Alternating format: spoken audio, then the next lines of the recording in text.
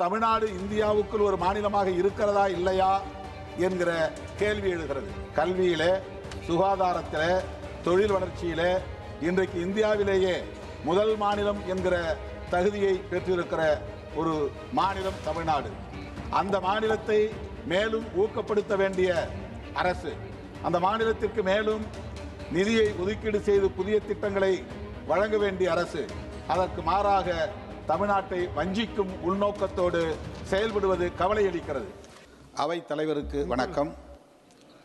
இந்த பட்ஜெட் விளிம்புநிலை மக்களுக்கு விரோதமான ஒரு பட்ஜெட் என்பதை முதலில் வேதனையோடு பதிவு செய்ய விரும்புகிறேன்.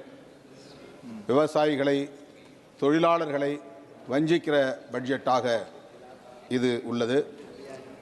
அது மட்டுமில்லாமல் தமிழ்நாடு உள்ளிட்ட இந்தி அல்லாத பிறமொழி பேசும் மாநிலங்களை குறிவைத்து பிஜேபி ஆட்சி இல்லாத அல்லது ஆள முடியாத மாநிலங்களை குறிவைத்து புறக்கணிக்கிற, வஞ்சிக்கிற ஒரு பட்ஜெட்டாக இருக்கிறது. தமிழ்நாட்டுக்கு இந்த பட்ஜெட்டில் எந்த ஒரு புதிய திட்டத்தையும் அறிவிக்கவில்லை, நிதி ஒதுக்கீடு செய்யவில்லை. ஏற்கனவே சமக்ரா சிக்ஷாவுக்கு ஒதுக்க வேண்டிய நிதி மறுக்கப்பட்டிருக்கிறது, 3542 கோடி. ஜல்ஜீவன் மிஷனுக்காக தமிழ்நாடு அரசு கோரிய 3100 கோடி மறுதளிக்கப்பட்டிருக்கிறது. தற்போது புதிய திட்டங்கள் எதுவும் அறிவிக்கப்படாமல் வஞ்சிக்கப்பட்டுள்ளது. மாநிலங்களுக்கு வரி வருவாயில் நிதியை பகிர்வு செய்வதற்கு 16வது நிதிக்குழுவுக்கு மாநிலங்களின் சார்பில் விடுத்த கோரிக்கை 50% உயர்த்த வேண்டும் என்பதாகும். ஆனால் மீண்டும் அதே 41% மட்டுமே ஒதுக்கீடு செய்வது என்ற முடிவை 16வது நிதிக்குழு பரிந்துரைத்துள்ளது. அதை பின்பற்றியிருக்கிறது அரசு.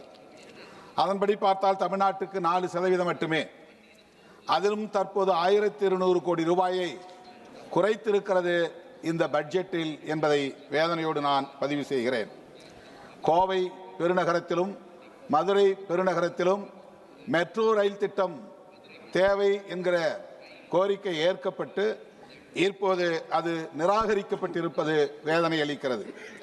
அதுபோல ஓசூர் மிக முக்கியமான ஒரு பகுதி, தருமபுரி அருகே உள்ள இடம், தொழில் வளர்ச்சி பெற்று வருகிற ஒரு பகுதி.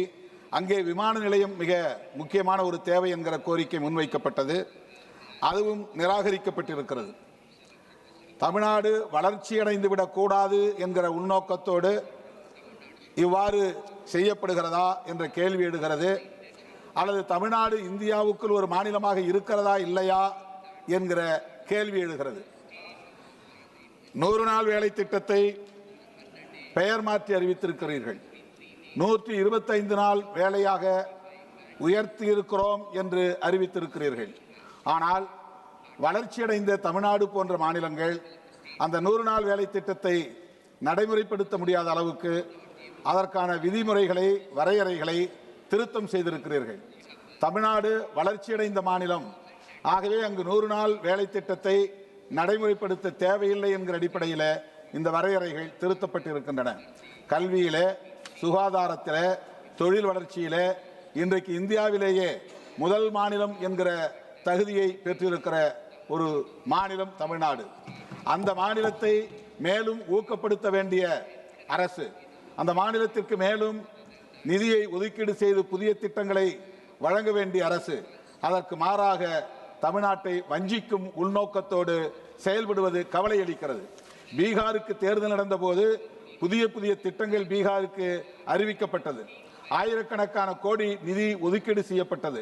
ஆனால் விரைவில் தமிழ்நாட்டிலே தேர்தல் நடைபெற உள்ளது. அப்படி தமிழ்நாட்டிலே தேர்தல் நடைபெறும் சூழலிலாவது, அந்த தேர்தலை கருத்தில் கொண்டாவது பாரதிய ஜனதா கட்சி அங்கே மக்களிடத்தில் வளர்ச்சி பெற வேண்டும் என்கிற எண்ணத்திலாவது நிதி ஒதுக்கீடு செய்திருக்கலாம். ஆனால் அவ்வாறு செய்யவில்லை. அதிலிருந்து என்ன தெரிகிறது என்றால், தமிழ்நாட்டுக்கு நிதி ஒதுக்கீடு செய்வதன் மூலம் எந்த பயனும் இல்லை. அங்கே பாஜக ஆட்சி வரப்போவதில்லை, எனவே அங்கு வெற்றி பெறப்போவதும் இல்லை, எனவே அங்கு நிதி ஒதுக்கீடு செய்ய வேண்டிய தேவையில்லை என்பதை மறைமுகமாக அது உணர்த்துகிறது. இது மிகுந்த கவலை அளிப்பதாகவும் இருக்கிறது இந்த ஓரவஞ்சனை நடவடிக்கை. அதுபோல வேலை வாய்ப்புகளை உருவாக்கக்கூடிய MSME துறைக்கும் வேளாண்மை துறைக்கும் போதிய நிதி ஒதுக்கீடு செய்திருக்க வேண்டும். அவ்வாறு செய்யவில்லை. தமிழகத்தில் இளைஞர்கள் வேலைவாய்ப்பில்லாத இளைஞர்களின் எண்ணிக்கை பெருகி இருக்கிறது. தனியார் துறைகளை நாடி செல்லுகிற வேலைவாய்ப்பை தேடுகிற இளைஞர்களின் எண்ணிக்கை பெருகி இருக்கிறது.